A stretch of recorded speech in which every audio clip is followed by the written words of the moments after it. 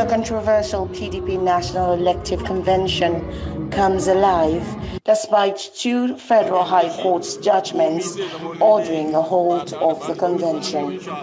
Amid the fanfare, the elective convention is first hit with the reality that INEC is conspicuously absent to observe the election. But with a few motions in support of the convention continues with the announcement of the dissolution of the Damagun-led NWC. And I will plead with you to listen very attentively. Then came the far-reaching decisions of the party to expel the FCT minister, Nyesom Wike, secretary of the party, Senator Samuel Anyao, and others. I, Chief Olabode George, hereby move that this convention should expel this person so mentioned above from the People's Democratic Party.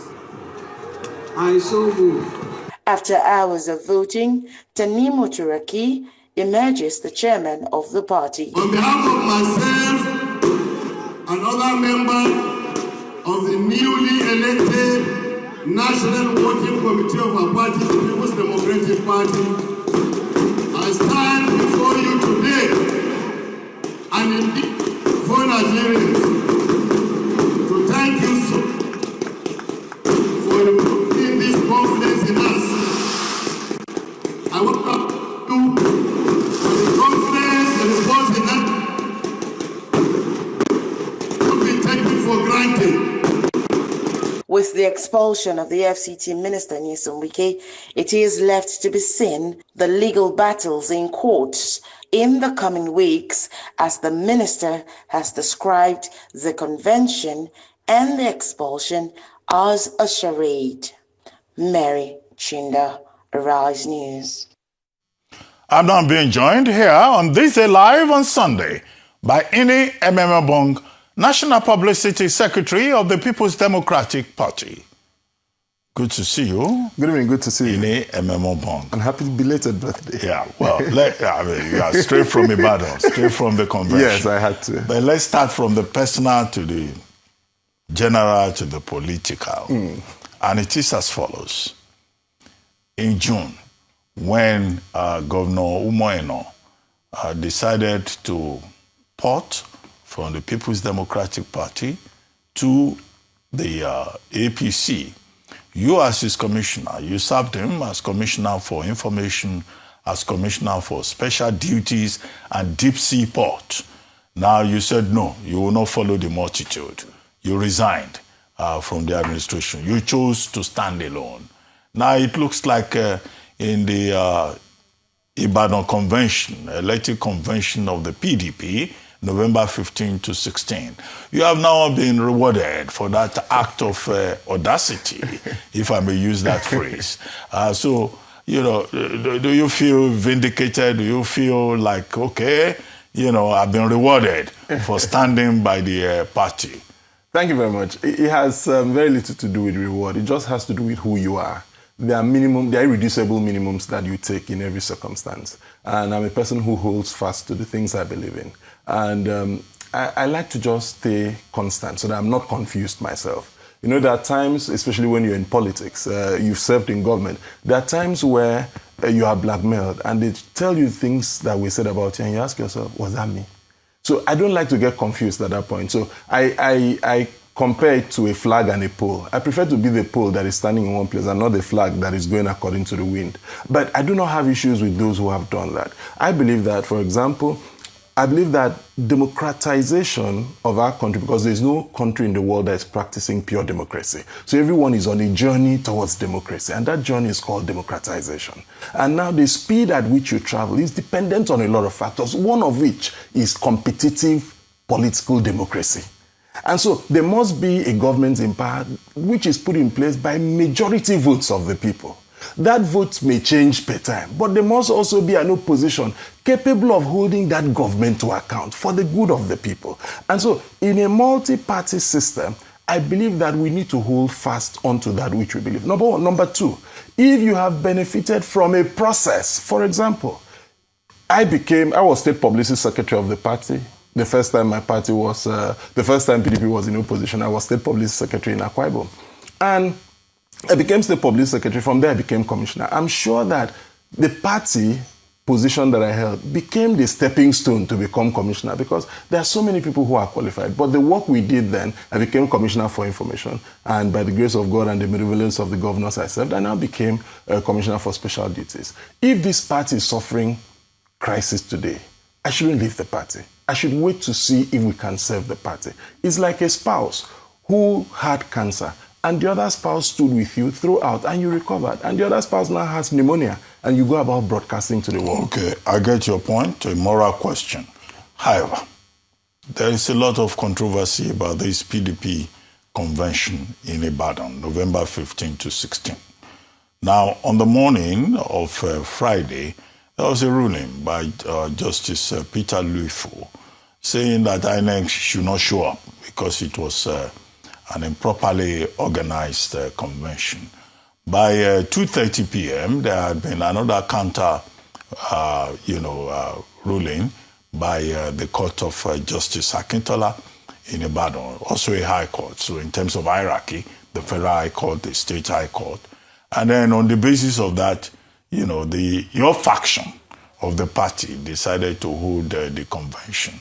As it turned out, INEC officials did not show up to observe that convention. There was some talk about some national election observers and all of that. Do you think that convention and its outcomes will stand?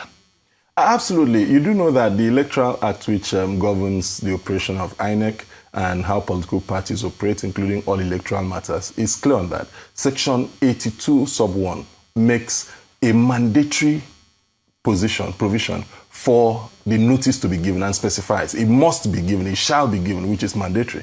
But sub 2 says INEC may, which leaves it within the realms of discretion. INEC may. It goes on to say, with or without notice, attend and observe. That leaves it to discretion. So, for example, and again, because the law cannot command the impossible, it's just like we're here. You placed a call to me.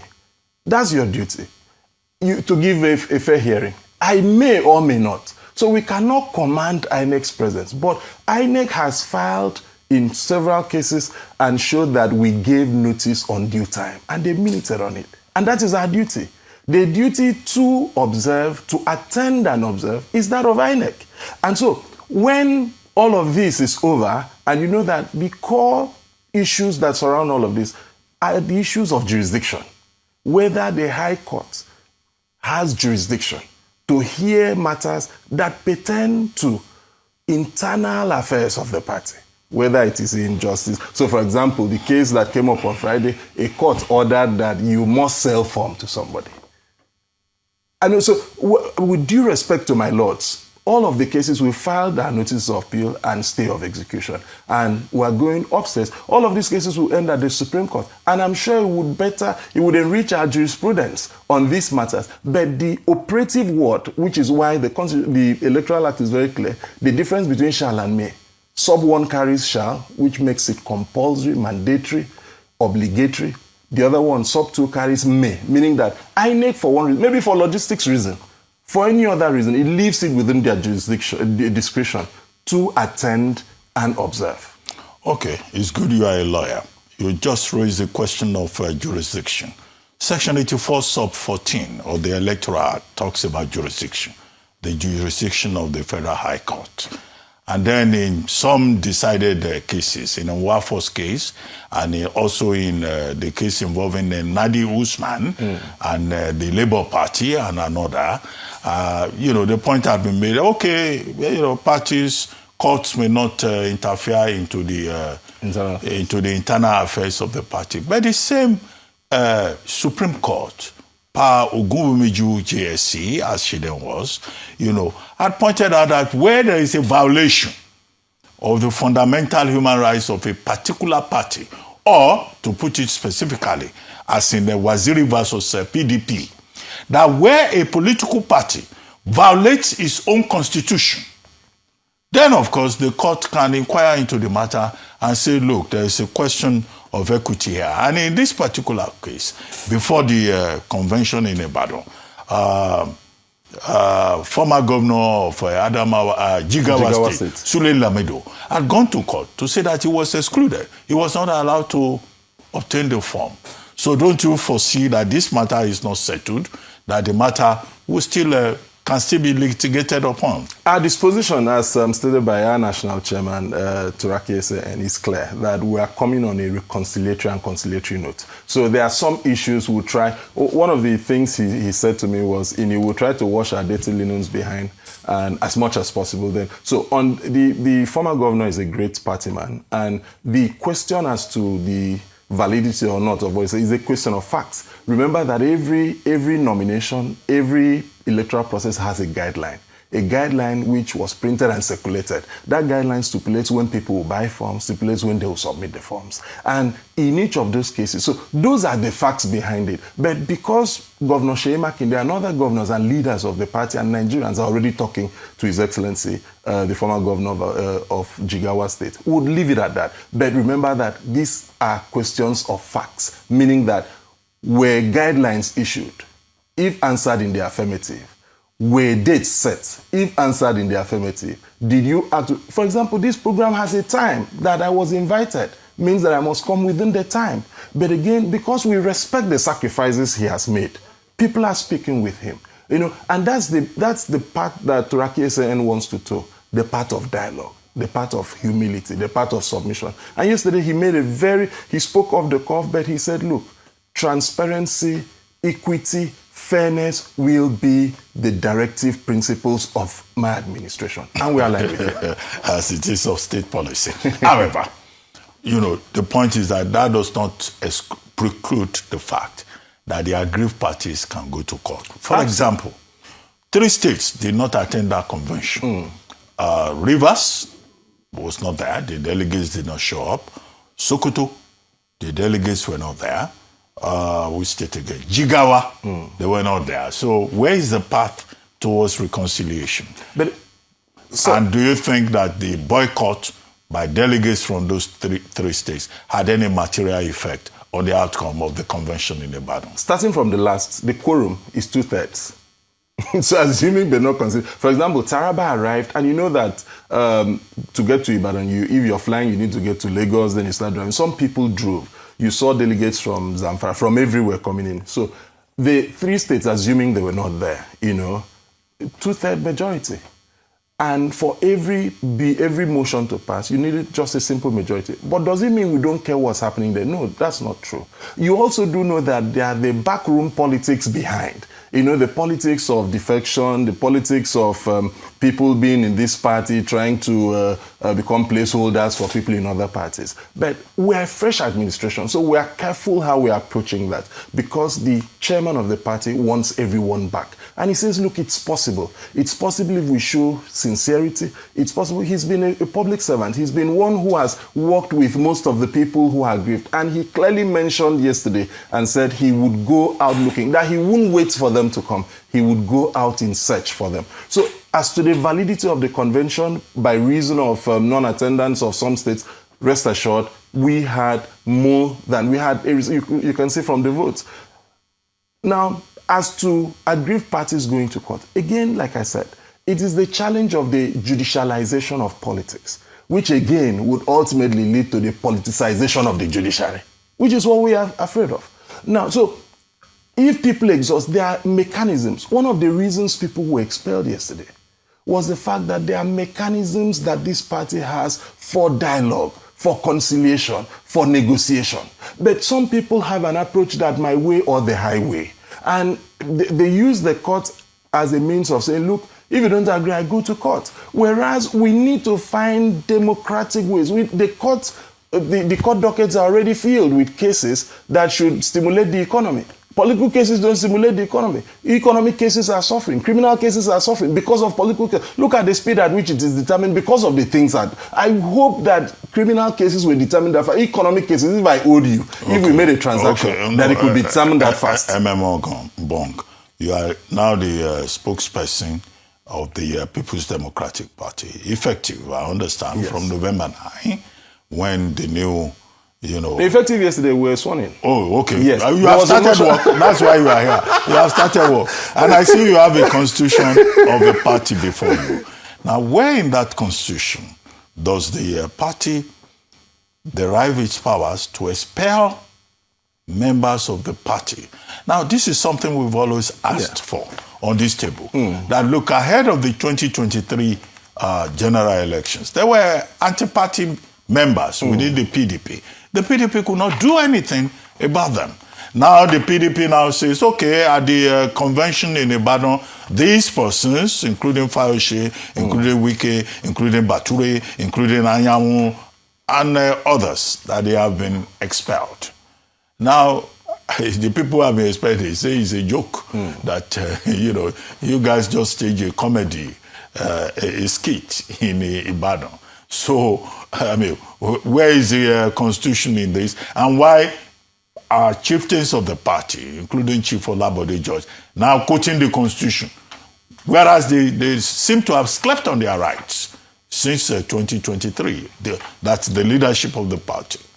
But you do know that indiscipline is not time-bound. You do know that. So but they were sleeping. Everybody was urging them. There's always a time for a wake-up. There's always a time for... There's never a late time to do what is right. But again, because of the disposition of the national chairman, we will be very reserved in making comments on this.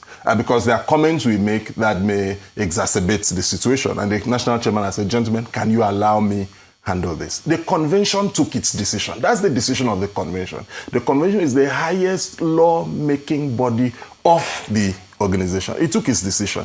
And if you watch the video, Doctor, you see the resounding appreciation and acceptance of that. But however, the chairman who emerged from that process, who should celebrate that process, says, no, I want everyone back in the fold. So we'll be careful. But as to the powers of the convention to undertake disciplinary action, Article 33 sub 2J says, which speaks to the convention, says, shall exercise control and take disciplinary action against all officers and members of the party. And the motion that was used, that was presented for that decision to be listed item by item, including anti-democratic. Now, the issue is not even anti-party only, anti-democratic. My question is, why now? After playing possum over that same section of the Constitution. If not now, when? The same question, if it was done, you see, there are times when you try to exercise patience. You hope that time can heal. But there are times when you discover that rather than heal, time compounds. And therefore, you must take a decision. So, for example, if someone suffers from cancer, what do you do first? You would be, depending on the state of the cancer, you'll be placed on medication. If the medication doesn't work, you'll be placed on chemotherapy. If it doesn't work, you say, look, man, we have to do a procedure. So there's a process, because I mean, these are not small people. These are cherished people. These are top political players. None of them is a featherweight. None of them would any party of note, including even the ruling party, just wake up and sweep away. So this shows you the process. But we are coming in new, and the chairman is saying, irrespective of legacy issues, can you allow me the opportunity to see if we can build back? Okay, so will it be correct to say that the PDP is a dysfunctional political family, divided, which has moved from the intensive care unit that Senator Suswam talked about now to perhaps the mortuary? No, you see, again, everything depends on positionality, just like research. Your positionality depends on what you see. And most times what we see comes from our worldview. So that is why I do not question people's subjectivity. But if you were on that field yesterday, if you were in Ibadan yesterday, if you boarded commercial vehicles and listened to people, you would have known that indeed this is that defining moment that can birth a rebirth, that can bring a renaissance to the party. You would have seen hope. You would see that some people who came by road missed their part. People who are riding Okada led them to where they were going to free of charge. And they said, can you rebuild this party? That is where it is. But I do not have the opportunity to question people's subject. It is their reality. If someone says it's an ICU, check. Then maybe the person is very conversant with ICUs. If someone says in a mortuary, maybe the person is very conversant with mortuary. But nobody goes to the mortuary and returns. No, but maybe he or she has lost 6-7 people. There is a way, or maybe the person is a mortician.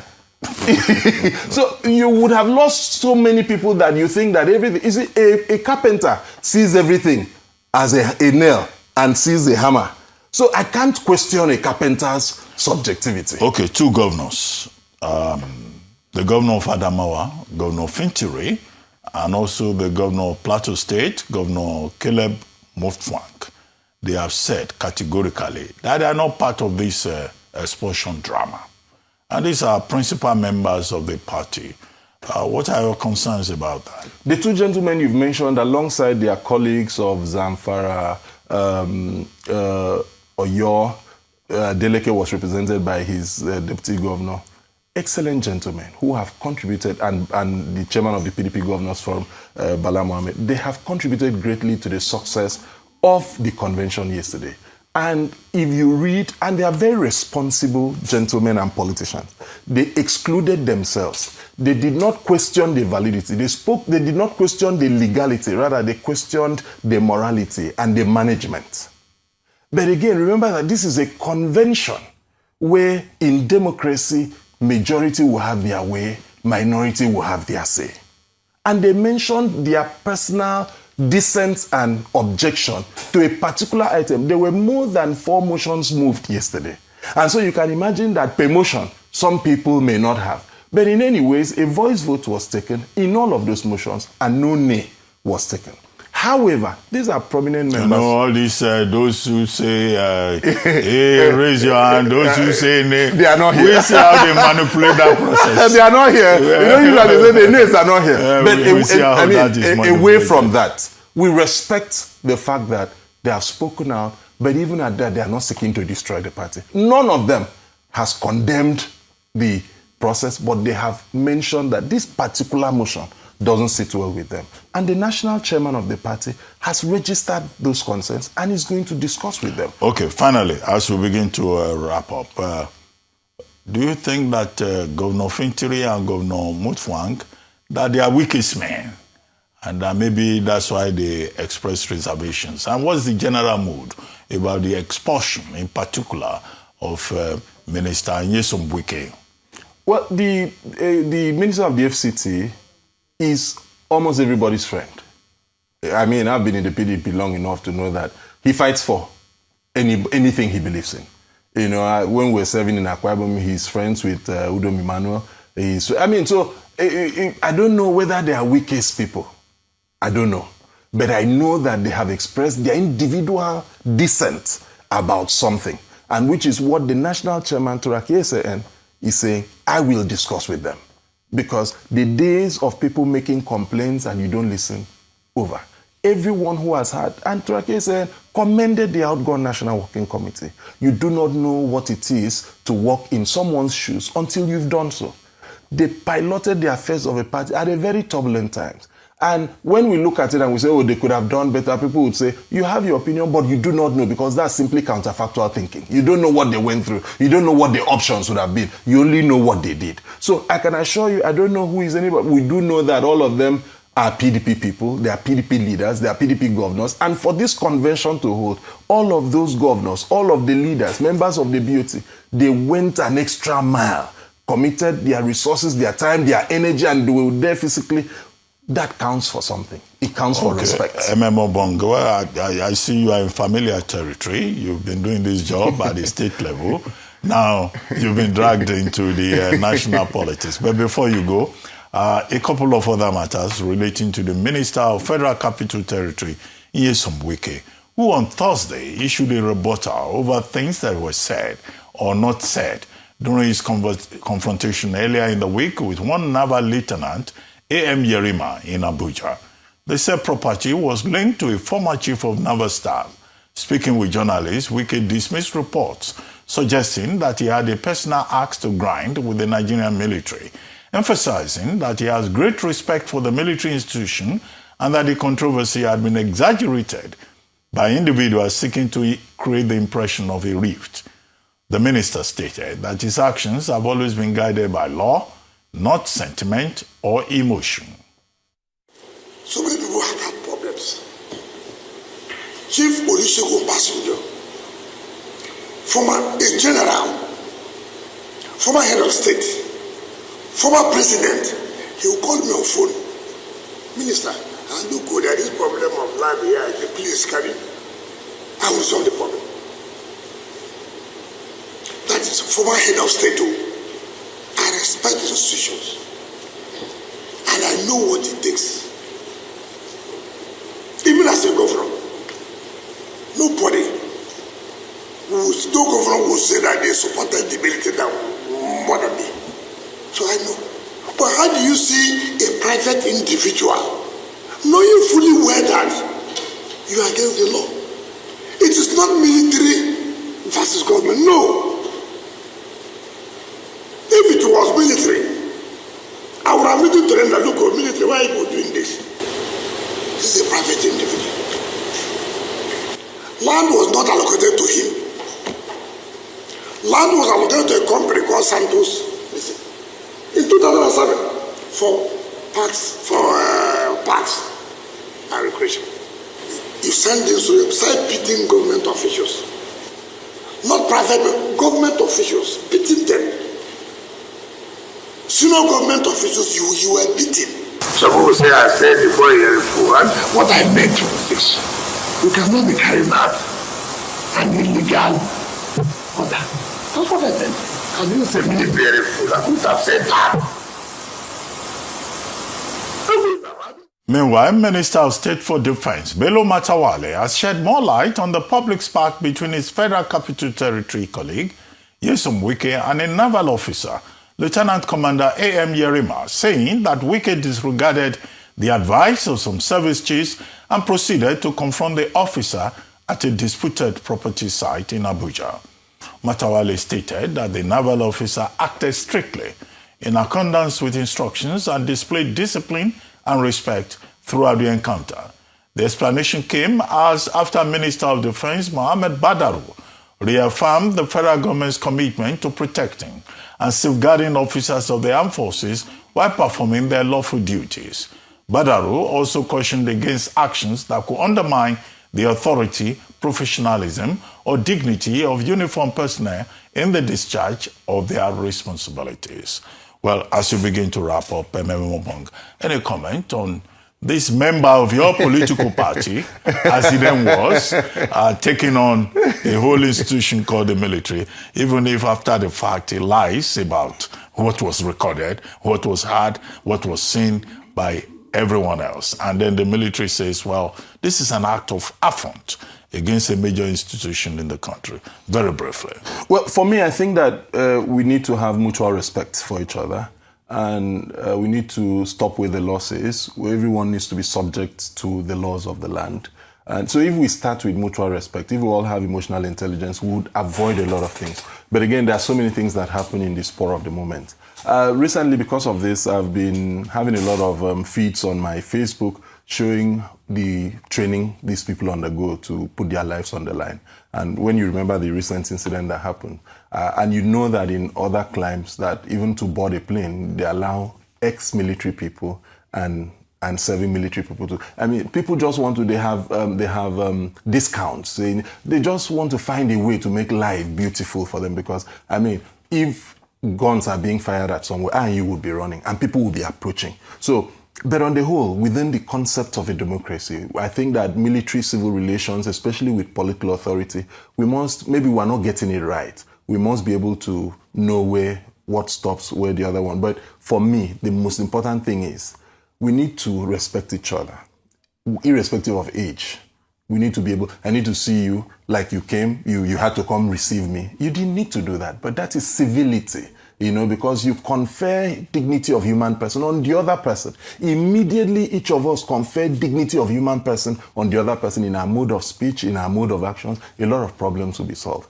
We may have the laws, But if people don't act according to the laws, and you know there are always loopholes, you know, within the ambit of the law. So for me, I think that backstage, a lot of this should be handled backstage. These are two critical things, you know, that at a time like this, we shouldn't be having, you know, and again, this is a time when the military has been given a marching order to ensure that terrorism, banditry, killings are stopped. We don't need to distract the military. We need to allow them to be in the theaters where they need to be. Okay, so if you were the one who had been called a fool, would you have responded with a dirty slap? Now that they say your convention in Ibadan was dirty December in November.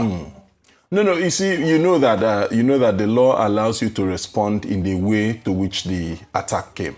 So if someone uses his mouth, you use your mouth. If someone uses his hand, and you feel free to use your hand, then you can respond in the heat of passion.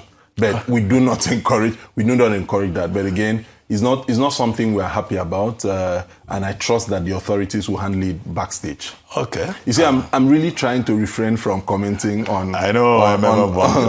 You're just taking the job. If the convention starts, you will have a lot more talking to do. No, so that I don't spoil things for the new chairman who is getting. Let's allow him the liberty, the space, the ambience to resolve issues. But I mean, if in the course of time people fire shots at us, I mean, it's. You will respond in like manner.